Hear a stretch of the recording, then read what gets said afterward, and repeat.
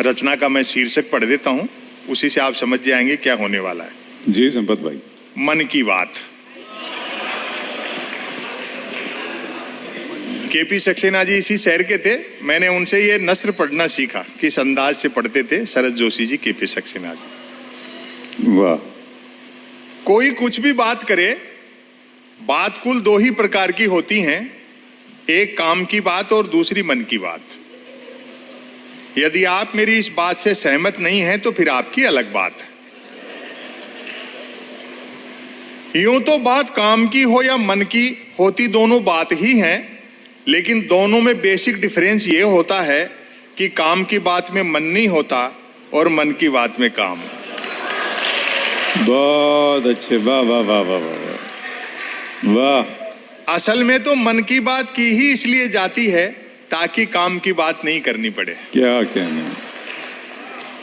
मन की बात कुछ कुछ वैसी ही होती है जैसे सदैव टू व्हीलर चलाते रहने वाले के कभी फोर व्हीलर हाथ लग जाए तो वह खाली सड़क पर भी हॉर्न बजाते हुए चलता है।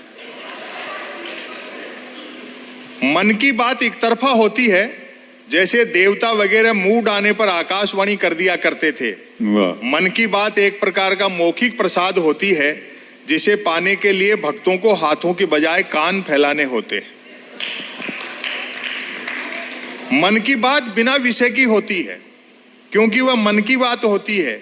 यदि भूले भटके मन की बात किसी विषय पर आ भी जाए तो भी कोई माई का लाल अंत तक नहीं पकड़ सकता कि मन की बात आखिर हो किस विषय पर रही है। वाह वाह वाह वाह वाह। काम की बात अपने काम से काम रखती है, जबकि मन की बात का प्रचार करना पड़ता है कि इतनी तारीख को इतने बजकर इतने मिनट पर मन की बात होगी। पता लगते ही मन की बात को ही काम की बात मानने वाले उछल पड़ते हैं कि वाह मजा आ गया, फलां तारीख को इतने बजकर इतने मिनट पर काम की बात होगी।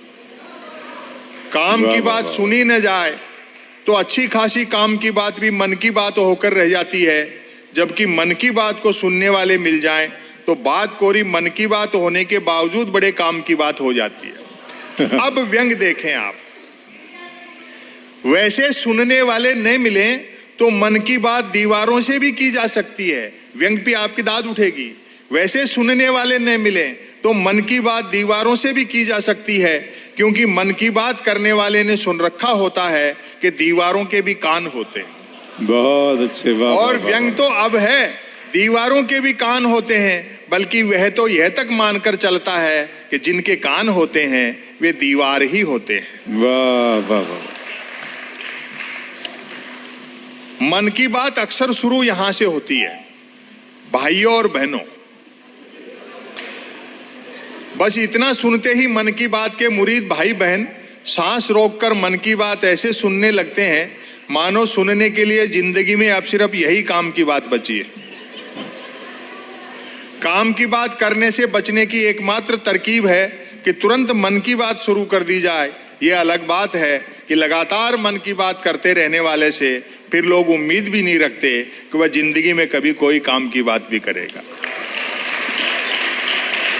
अंतिम 4-5 पंक्तियां मन की बात अक्षर ज्ञान सिखाने जैसी होती है, जैसे बच्चों को बिना मात्रा के अक्षर सिखाते हैं।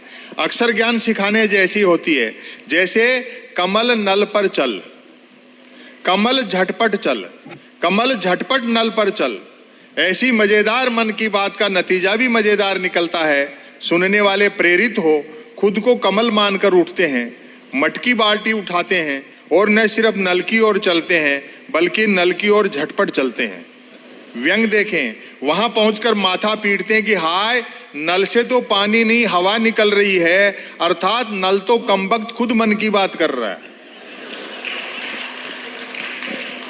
श्रोताओं के इस रिएक्शन से प्रभावित होकर मन की बात करने वाला तुरंत अपनी अगली मन की बात शुरू कर डालता है। कमल घर पर चल, कमल झटपट चल, कमल झटपट घर पर चल। मन की बात करते रहने वाला अनजाने में भी काम की बात नहीं करता। वह जानता है कि काम की बात करने से सब काम में लग जाएंगे, तो फिर मन की बात कौन सुनेगा।